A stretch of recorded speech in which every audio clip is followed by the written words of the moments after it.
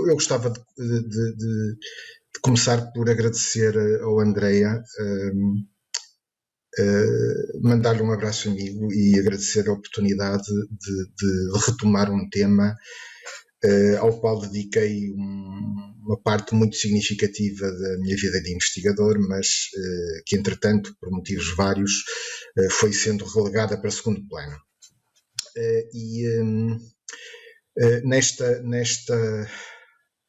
Neste ato de retomar este tema, e a apresentar uma coisa numa perspectiva um bocadinho diferente daquela que estou habituado a apresentar.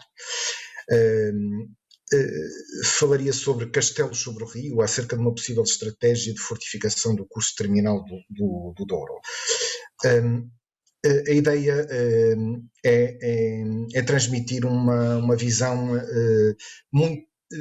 muito pouco militar das fortificações, ou pelo menos menos militar do que o que é habitual. Basicamente ia ver esta questão em duas perspectivas.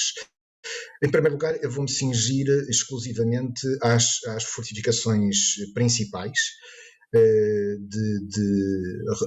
relacionadas diretamente com a nobreza condal e com a monarquia asturiana e leonesa,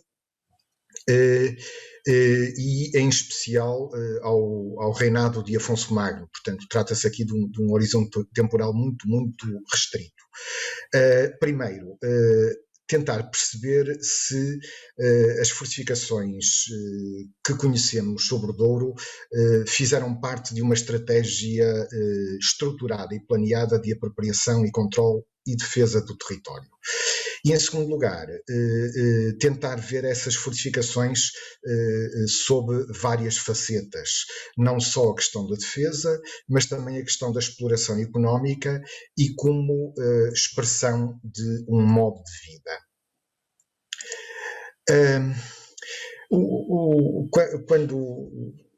Quem se dedica a este tema, por norma, associa imediatamente as fortificações dos primórdios da Reconquista, do reinado de Afonso Magno, à criação das chamadas civitates. Bom, o que é que são as civitates? Das duas uma.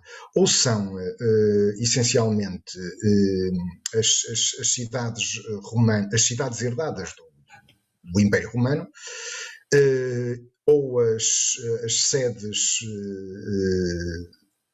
diocesanas do período visigótico, e, por fim, um pequeno conjunto, pequeno mas muito significativo conjunto de fortificações que aparentemente surgem do nada, mas que surgem por algum motivo, não surgem por acaso. Aqui estão representadas as civitates cuja existência é normalmente apontada por diversos autores. Algumas delas são explicitamente referidas como tal na documentação, quer nas crónicas asturianas, quer em documentação avulsa. Há outras que nem por isso, e o seu estatuto é inferido de outros fatores. A este conjunto que é composto pelas civitates apontadas pelos autores que se reportam a este tema, eu acrescentaria uma última, que ali vem a vermelho, chamada alióbriga. Por que é que acrescentaria esta? Bom, em primeiro lugar, porque temos prova da sua existência como fortificação no reinado de Afonso III. Há documentação de 911 que se refere a ela, e além disso, além de a fortificação já existir previamente, há outros fatores que nos levam a pensar que ela de facto faz parte deste conjunto restrito de de Civitates, embora de facto para ali não haja documentação. Mas eu creio que é de facto apenas uma questão de lacuna da documentação preservada e não qualquer outra coisa. Bom, tentar interpretar este conjunto de Civitates. As velhas cidades romanas e as velhas sedes diocesanas visigóticas facilmente se compreende porque é que se fez deles novamente centros não só de natureza militar. Há aqui, de facto, 3 criações, aparentemente ex novo, se não ex novo, isto é, qualquer um deles tem a ocupação da Idade do Ferro, atenção, mas ex novo no sentido de fortificações, efetivamente, da época medieval. Há aqui 3 criações que requerem uma explicação. Elas foram criadas e promovidas por algum motivo. E eu tentei interpretar essa criação à luz de uma série de critérios com os quais tentei trabalhar aqui há uns anos e que foi tentar perceber que enquadramento poderiam ter estas fortificações. Porque desse enquadramento depende não só o seu significado, a sua função, mas até mesmo a sua cronologia. Pronto. Eu tentei estabelecer 4 tipologias básicas de sistemas defensivos que poderíamos atribuir à época a que se convencionou chamar da Reconquista. Por um lado, fortificações relacionadas com a defesa de nichos ou enclaves, fortificações relacionadas com o estabelecimento de perímetros defensivos, com o estabelecimento de linhas defensivas ou com a criação de redes defensivas.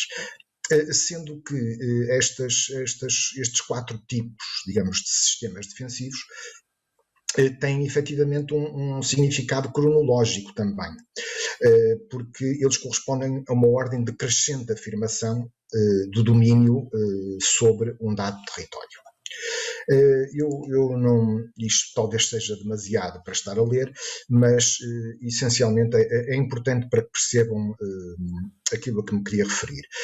Basicamente, as fortificações relacionadas com a defesa de nichos ou enclaves são características de etapas muito precoces de controle de um dado território, em princípio um território de pequenas dimensões e rodeado de outros territórios potencialmente hostis ou pelo menos fontes de insegurança. Portanto, trata-se de facto de coisas isoladas. Podem ser constituídas por apenas 1 ou 2 redutos defensivos que funcionam como refúgios e para os quais é essencial um horizonte visual que permita ter a percepção da aproximação de perigo com bastante antecedência. Um segundo tipo de sistemas defensivos tem a ver com o estabelecimento de perímetros. Já são características, ainda são característicos das etapas iniciais do controle de um determinado território e aplicam-se sobretudo a centros urbanos ou fortificações centrais, cuja grande importância estratégica, cujo controle, uma vez conseguido, é importante manter a todo custo, sob pena de inversão de todo o processo de domínio territorial. Portanto, isto trata-se de facto da criação de fortificações em torno de um determinado centro importante e cuja função é proteger precisamente esse centro. Um terceiro tipo de sistemas defensivos tem a ver com a criação de linhas defensivas. São características de etapas de consolidação do controle de um dado território. A sua eficácia pressupõe a ausência de ameaças à retaguarda, ou seja, criar uma linha e ter o inimigo por trás não funciona. São conjuntos de fortificações dispostas em linha, na maior parte dos casos ao longo das margens de um rio com importância estratégica, em princípio a margem oposta àquela de onde se prevê a aproximação da potencial ameaça, em que uma das fortificações coincide por norma com pontos importantes da travessia do rio e de vigia do trânsito nas respectivas vias de acesso. Por fim, um quarto tipo de sistemas defensivos tem a ver com a criação de redes. Já são sistemas defensivos característicos de fases bastante evoluídas da apropriação e domínio de um dado território. Podem ou não funcionar verdadeiramente em rede, dependendo do equilíbrio de poderes e políticas de alianças, que podem ser muito fugazes. Portanto, há sempre muitas alterações de circunstância. Cada fortificação dispõe de um território próprio e situa-se em posição central e de destaque no espaço sob o seu domínio. Eu tentei perceber se estas fortificações criadas por Afonso III, Afonso Magno, nos finais do século IX, inícios do X, no Val do Douro, teriam ou poderiam ser integradas em algum destes sistemas tipo. Aqui podemos ver um exemplo bem claro do que é uma rede defensiva. Mas já estamos a falar da segunda metade do século XI. Estes são os castelos cabeça de terra no Val do Douro. Aqui já estamos numa fase muito evoluída da apropriação e do domínio do território. Portanto, aquilo que aqui assistimos no Val do Douro, no reinado de Afonso III, não me parece que tenha a ver com este tipo de sistema defensivo. Embora à partida assim pudesse parecer. Na verdade, no Val do Douro, que fortificações de iniciativa régia ou condal. Atenção, não estou a falar de fortificações de iniciativa local ou regional, e muito menos de fortificações de âmbito muito restrito. Que fortificações é que temos criadas claramente por Afonso III no Val do Douro nos finais do século IX, inícios do século X? Temos Portocale, que já existia como centro, como é óbvio, Lamego, que também já existia como centro, desde a época romana e visigótica, mas temos de facto estas três criações ou três promoções: Santa Maria, Anésia e Alióbriga. Bom, aparentemente até já parece haver aqui uma ocupação bastante dispersa já do território, como se ele já estivesse sob controle. Na verdade não é assim. Em primeiro lugar, aquilo que vemos aqui como sendo uma estratégia de criação de fortificações no Val do Douro corresponde, na realidade, a duas fases completamente distintas. Aparentemente estaríamos aqui perante fortificações coevas. A bibliografia aponta para estes sítios como sendo de criação ou promoção mais ou menos coeva, contemporânea umas das outras, mas não será exatamente assim. O que temos na realidade na época de Afonso III é a criação claríssima de uma linha defensiva. Não se trata de uma rede, não se trata de um perímetro, não se trata da defesa de nichos ou enclaves, trata-se efetivamente da criação de uma linha defensiva ao longo do Douro e na sua margem norte. O que significa, basicamente, que o que se pretende é consolidar o domínio de um determinado território em que a ameaça virá do sul, porque senão ou viria do sul, porque senão as fortificações situar-se-iam na margem oposta. Não está ali nem Lamego, nem Santa Maria, porque efetivamente aquilo que parecia contemporâneo não é. Santa Maria é uma criação já seguramente da segunda metade do século X. Lamego só é promovida novamente e só é novamente mencionada como cabeça de um território a partir precisamente de meados do século X e inclusive o território da Nésia, que na sua configuração final abrange ambas as margens do Douro, no seu início, na fase inicial da sua criação, o território da Négia aparentemente só se refere à margem norte. A verdade é que também até meados do século X, a documentação referente à margem sul do Douro omite a Négia. Só a partir daí é que as terras dos atuais concelhos de Castelo de Paiva, Arouca, parte do concelho de Sinfãs, são referidas como estando sob a alçada do território anésia. Portanto, na sua fase inicial, de facto, o que temos aqui é a criação de uma linha defensiva ao longo da margem norte do Douro. O que, aliás, bem, isto é, também para não ficar só pelos mapas, para quem não conhece, são duas imagens, quer da torre que existe no local de Helióbriga, ou Aloi Frio, como às vezes é dito na documentação, quer do seu horizonte visual.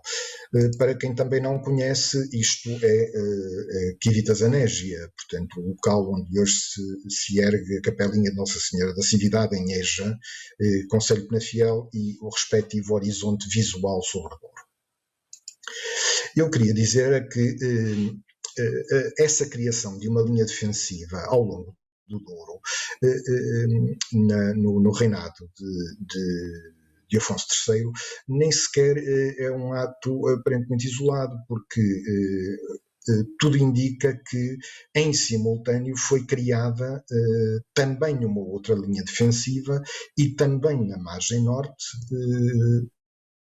ao longo do Mondego, com uma trilogia, digamos assim, de fortificações, Montemor o Velho, Coimbra e Penacova, que estabelece um paralelo muito firme com aquilo que se passou ao longo do Douro. Bom, além de percebermos que estas fortificações constituem uma linha defensiva,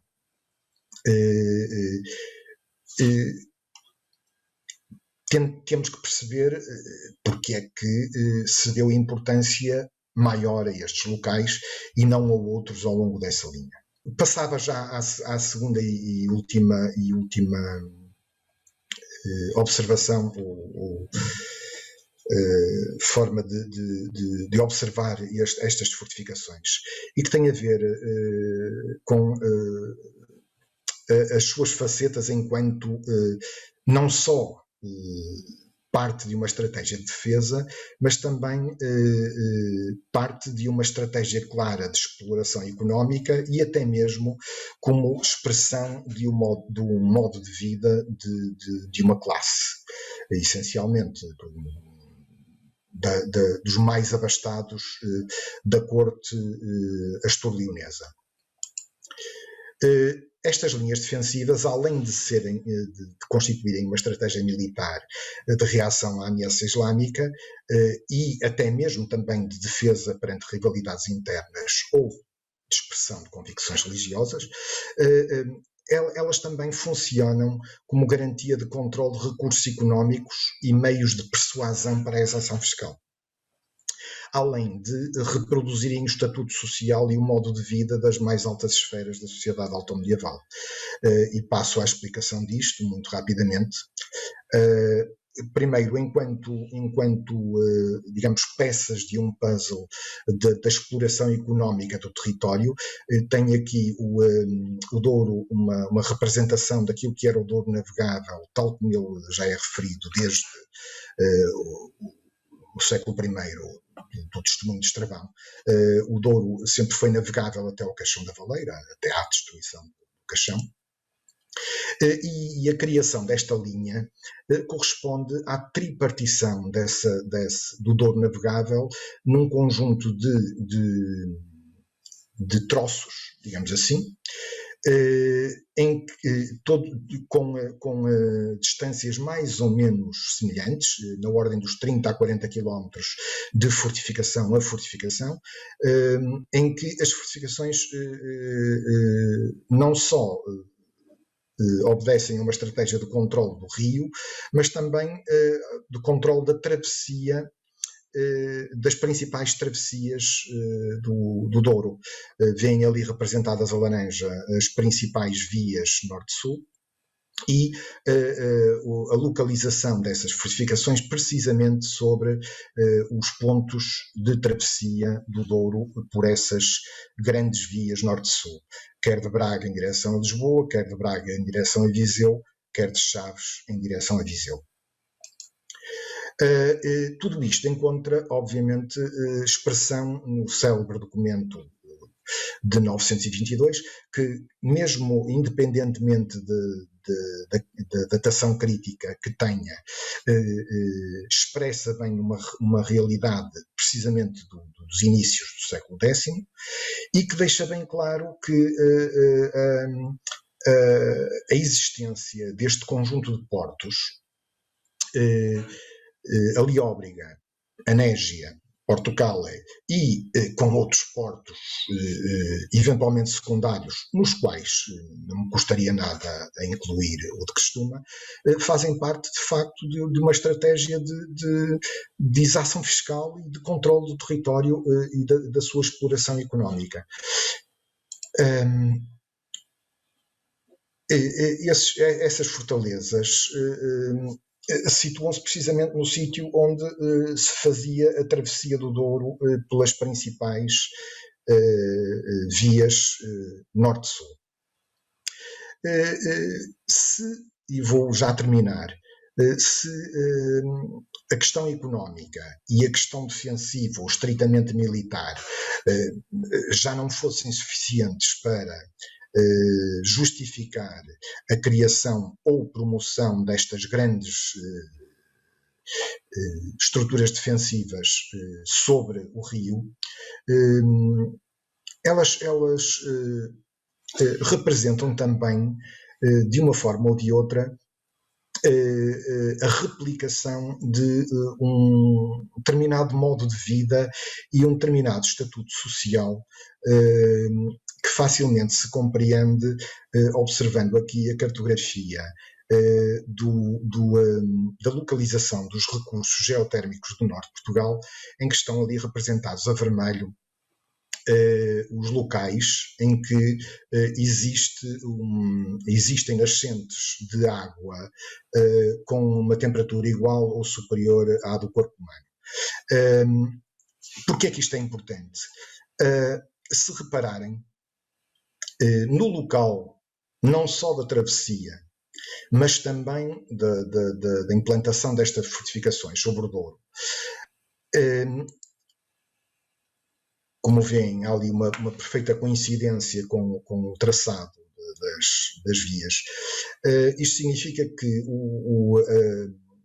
os delegados da monarquia astur-leonesa, já estou no último slide, os delegados da monarquia astur-leonesa, ao instalarem ali fortificações centrais nas quais podiam e efetivamente por vezes paravam, aliás há testemunhos, por exemplo em relação à Alióbriga, de quase haver ali sessões de realização de congregações magnas com a corte leonesa, e de inclusive a redação de diplomas durante esses encontros magnos, digamos assim. Os altos dignitários da monarquia astur-leonesa não só tinham ali redutos defensivos, como podiam dispor do conforto e do luxo que era a possibilidade de acederem facilmente a água quente. Ou seja, eles não se tratavam só da exploração económica do território e de tratar da sua defesa, mas em cada um dos sítios onde paravam, gostavam de poder dispor das melhores condições de bem-estar. Em qualquer uma destas fortificações há vestígios de nascentes de águas termais, a maior parte delas já provenientes de época romana, em que de facto a monarquia astro-leonesa e os seus grandes delegados podiam dispor de condições absolutamente fantásticas de bem-estar quando estacionassem, digamos, nessas fortalezas. Pronto, isto foi mais uma tentativa de dar uma visão um bocadinho diferente daquela que estou habituado a dar sobre estas fortificações pelas quais a monarquia asturiana e astro-leonesa se impôs no nosso território. Era isto que tinha para vos mostrar. Obrigado.